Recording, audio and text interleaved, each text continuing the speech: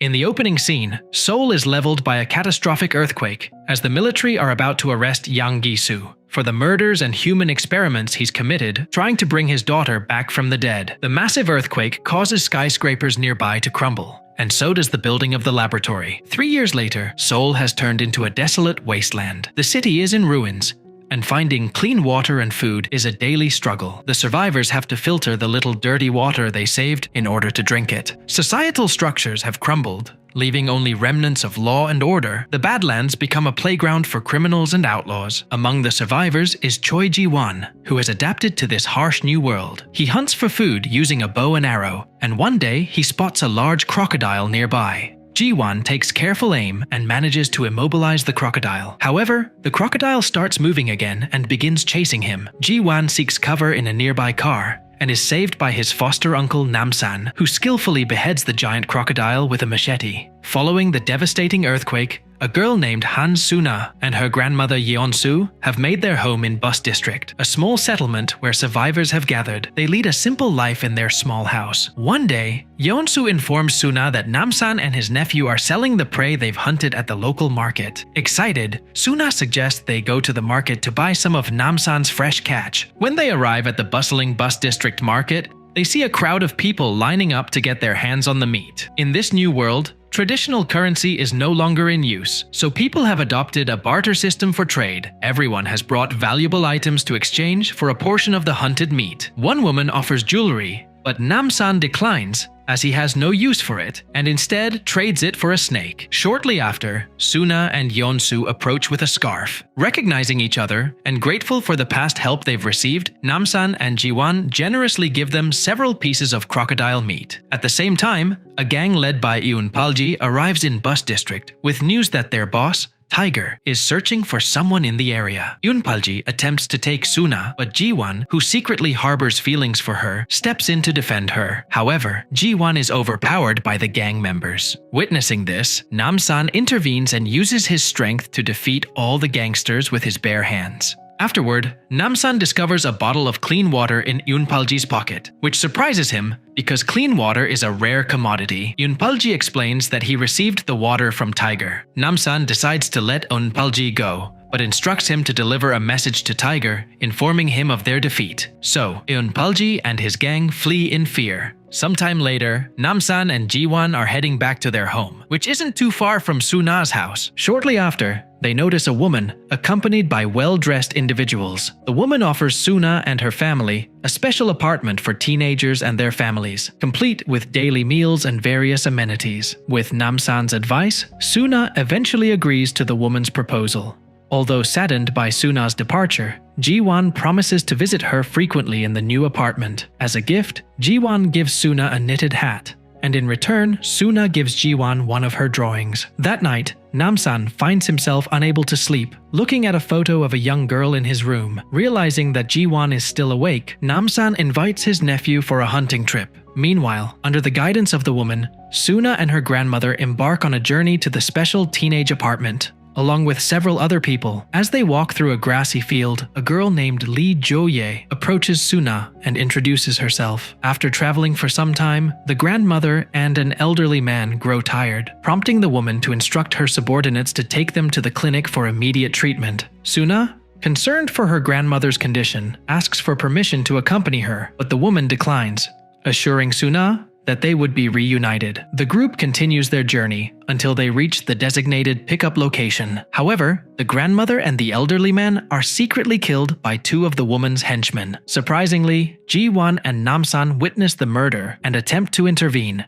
Strangely, even after Ji-won and Nam-san kill the two men, they come back to life. Just as Nam-san is getting overwhelmed by the zombie-like assailants, a woman named Lee Yoon-ho comes to his rescue by beheading one of them, attacking Nam-san. After the fight is over, they promptly bury the grandmother. The following morning, Namsan and Jiwan approach Yoonho, who is still at the scene of the previous night's attack, and inquire about her identity. Meanwhile, Suna has already boarded a vehicle with Jo-ye and the others on their way to the apartment. Back to Yoonho, she introduces herself to Namsan and Jiwan as a former member of the South Korean Air Force. She explains that after the devastating earthquake a few years ago, her unit discovered an apartment which they converted into a shelter for survivors. Gisu later arrived, claiming to be a doctor, and was allowed to stay. However, Yoonho and her subordinates eventually uncovered Gisu's sinister experiments on military personnel. When she reported this to her superior, Sergeant Kwon, he defended Gisu and ordered her capture, forcing Yoonho to flee. After sharing her story, Yoonho asks for Namsan's assistance in rescuing her subordinates, who are still at the apartment. On the other hand, Suna and her group have arrived at the apartment, where they receive a warm welcome from the residents. Even Gisu greets them, referring to the place as their new home. As a gesture of hospitality, Gisu offers drinks to Suna and the others before showing them to their respective rooms. Upon entering her room, Suna couldn't believe the spacious and well-equipped accommodations, a stark contrast to the hardships she had experienced in her district. Concurrently, Namsan intends to meet with Tiger to uncover how the gangsters managed to acquire clean water. In their headquarters,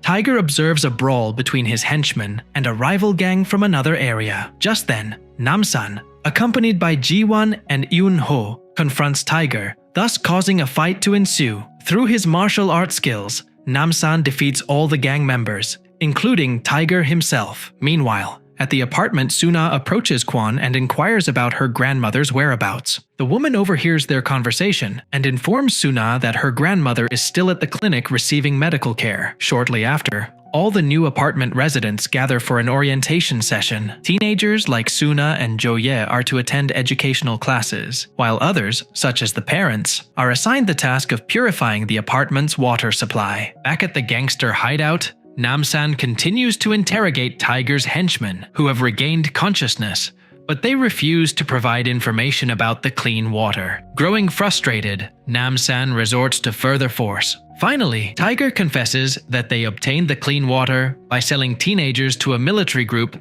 based in an apartment. Meanwhile, Suna and Jo-ye arrive in their new classroom, where the woman is their teacher. Suna begins to notice the peculiar behavior of the students and grows suspicious about the hidden secrets in their new home. Before class begins, Gisu, accompanied by soldiers, enters and distributes water bottles to all the students, urging them to drink. Suna takes the opportunity to inquire about her grandmother, and Gisu explains that she still requires intensive care at the clinic and will remain there for several more days. That night, Suna covertly explores various rooms to uncover the truth. Meanwhile, in the workers' area, Jo-ye's parents attempt to defy the guards who prevent them from seeing their daughter. Gisu, alerted by the disturbance, enters the workers' quarters and orders his henchmen to escort Jo-ye's parents to his laboratory. At the same time, Suna enters Gisu's room, where she stumbles upon the doctor's diary. It contains notes detailing experiments aimed at reviving humans. As her suspicions intensify,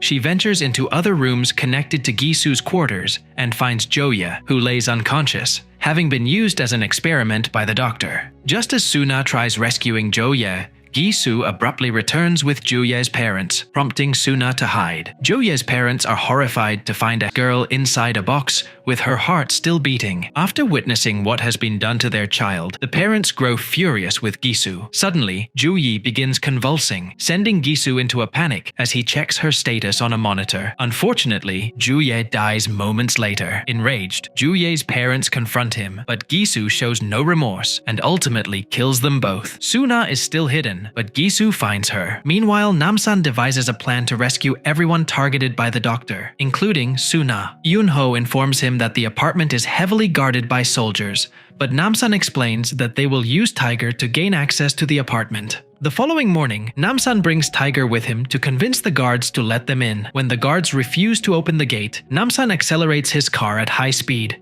crashing through the entrance. Jiwan and Yoonho soon after join Namsan in fighting Kwon's forces, defeating all the soldiers. Meanwhile, Suna endures great pain as Gisu continues his experiments on her. Yoonho then leads the group into an underground room to rescue her subordinates, However, they are shocked to discover that Yun-ho's subordinates have transformed into monsters and begin attacking them mindlessly. This forces the group to defend themselves and ultimately kill all of them. At this point, shortly after Namsan directs the group to search for Suna, after taking down several soldiers through explosions, more of Kwon's troops arrive due to the commotion. This prompts Namsan to instruct the others to continue their mission, while he deals with the soldiers. As they reach the upper floor, Yun-ho, who has already taken out several guards, finally encounters Kwon himself. Yun-ho tells Ji-won to find Suna immediately as she intends to confront Kwon, while Namsan, having defeated all the troops on the lower floor, plans to join the group on the upper floor. Meanwhile, Yun-ho struggles against Kwon's relentless attacks.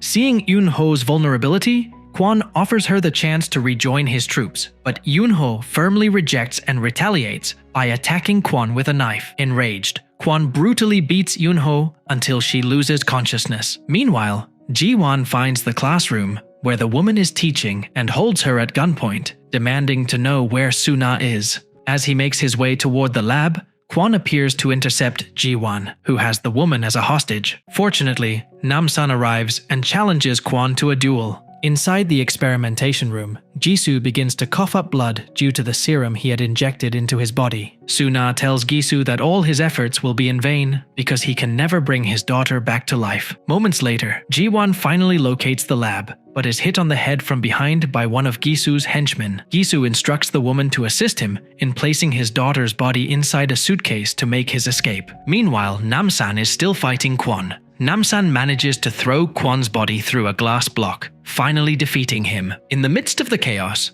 Jisoo sets off a grenade in the lab to eliminate all traces of his research, killing the woman in the process. Shortly after, Namsan enters the lab, finding Ji-won and Suna alive, much to his relief. Meanwhile, Jisoo finds himself in the apartment courtyard, facing the anger of the people whose children had been used as subjects for his experiments. On the other hand, Yun-ho regains consciousness and immediately begins searching for Namsan and the others. Together they look for Jisoo, who is indiscriminately attacking people with a weapon. Jisoo persists in his actions after discovering that the container holding his daughter's body has been destroyed. However, in a swift turn of events, Namsan successfully takes him down by shooting the doctor in the head, putting an end to the madness. Sometime later, things in the apartment begin to settle down, and Yun-ho expresses her gratitude to Namsan and the others for helping to resolve the issues in the building. Before heading home, Namsan and Ji-won reveal the truth to Suna about her grandmother's passing. They accompany Suna to her grandmother's grave and pay their respects. In the final scene, Namsan, Ji-won, and Suna are back at the bus district